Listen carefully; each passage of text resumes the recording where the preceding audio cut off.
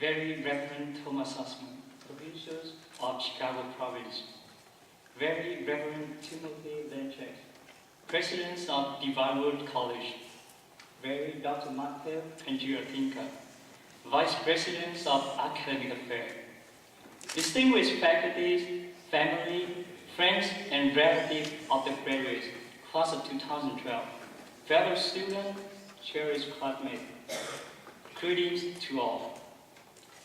Today, on this memorable day of graduation, one of the most important milestones thus far in the life of our young graduates, I would like to ask you a favor. Most students know pretty well that it is hard to fail the class here. But Dr. Taylor and Dr. Condon have pretty much ensured that it is even harder to get an A in their respective classes. Given this fact, I hope none of you will give me a failing grade for my speech today. I would like to have an A, but any grade above D is acceptable. After all, I want to graduate today with my classmates. Not long ago, a student approached me and asked, "Hey Trieu, why don't you become normal like the rest of us?"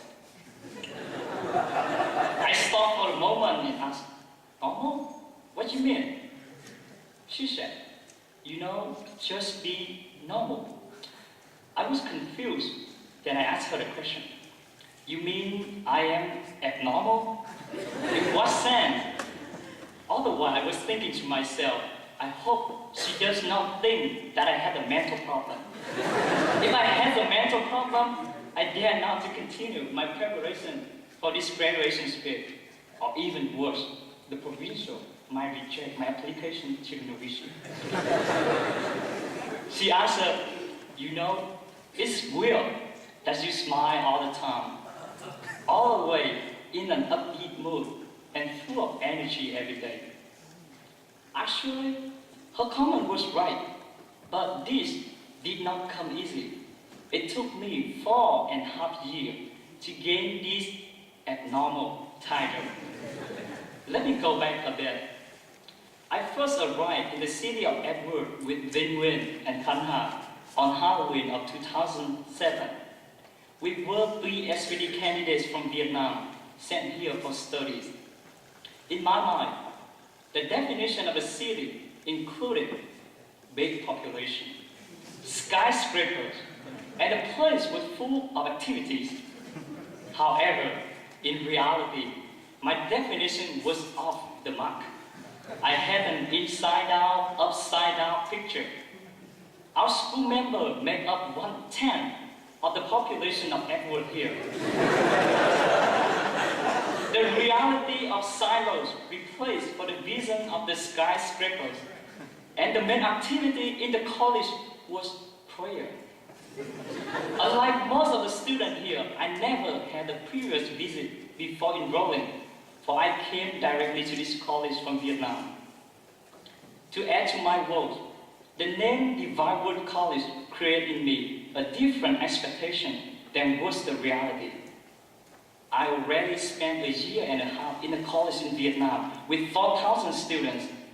I could not imagine how it was possible to have a college with 60 students and only half of whom were in the college program. How would it be possible for this college to operate when the ratio of the faculty SVD staff to students was 2:1? How could this model survive? Besides that, during my first year, many students spread the rumor that the college would close in 2010. You could see why I had the disappointing feeling about this place. Listening to the rumor, I told to myself, this is great. My academic life had not even started yet, and school was about to close. A tangle of mixed moods of wonder, bewilderment, and confusion entered my mind. However, to encourage myself, I was determined to ignore them. Study was the main reason that I came here.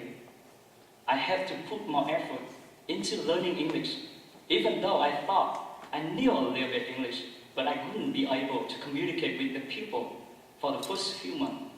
Let me give you an example. I still remember the first interview with Miss Nico, who later became my first academic advisor.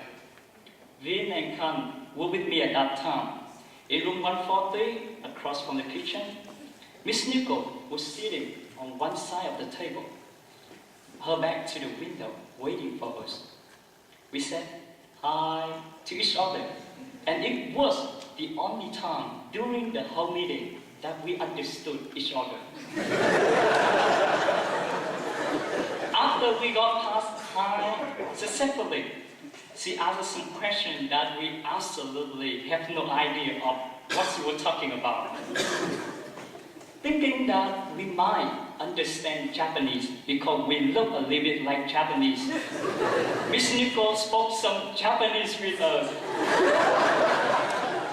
But she saw it was hopeless when there's no change in our facial expression. Scratching her head, and she found what she thought was the final solution: body language.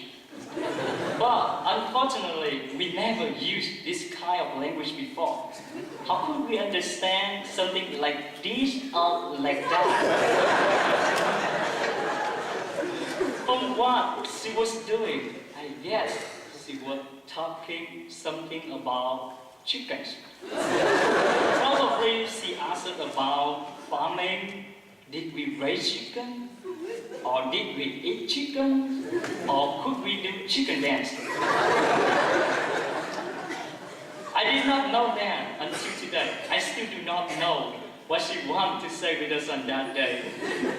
And it could be great if you could tell her what you meant on that day, Miss Nicole, if you still remember. And as you can see, this meeting was not a great success, but it remains a great memory for me, even though we never got past hi. After that session, I really wanted to tackle English. Without communication, I was like a milk, sleepwalking person who had no energy, no motivation, and no future. I had to learn English.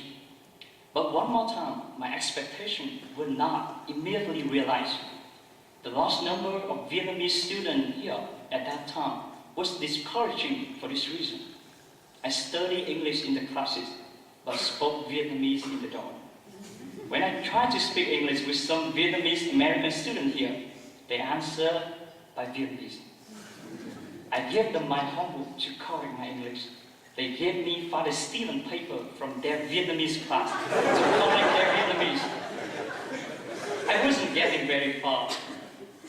So at the beginning, you see, there were at least 3 times where I failed to recognize this community, and it really was. It was not in the big city.